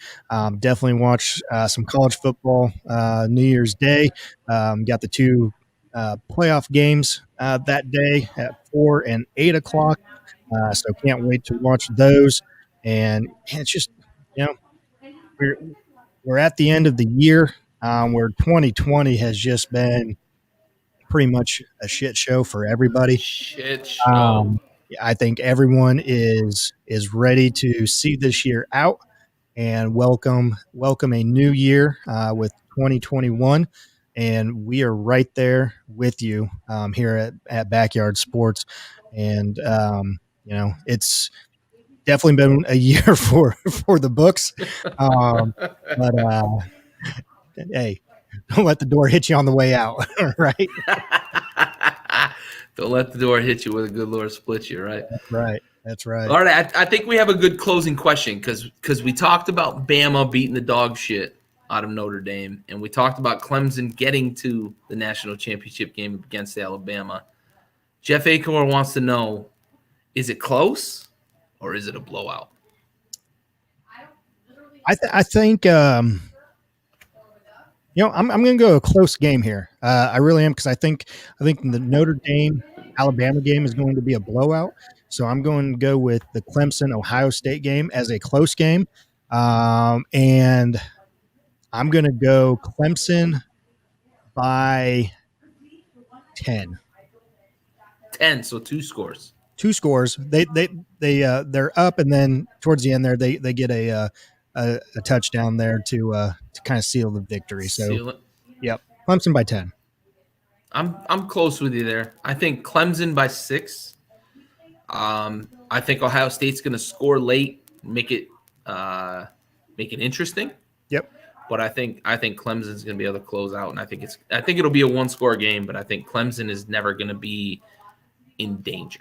Potential 1-2 NFL picks here. I think the rumors of Urban Meyer going to Jacksonville, I think that there's some potential that we could see a Justin Fields, Trevor Lawrence 1-2. I think so, because I think that the potential exists that Urban Meyer might trade that pick to the Jets, get a couple of picks, and the Jets get Trevor Lawrence after all. And Urban Meyer gets to draft Justin Fields at number 2 and add some draft stock. If Urban Meyer goes to Jacksonville. Could go to Detroit. Yeah, for sure.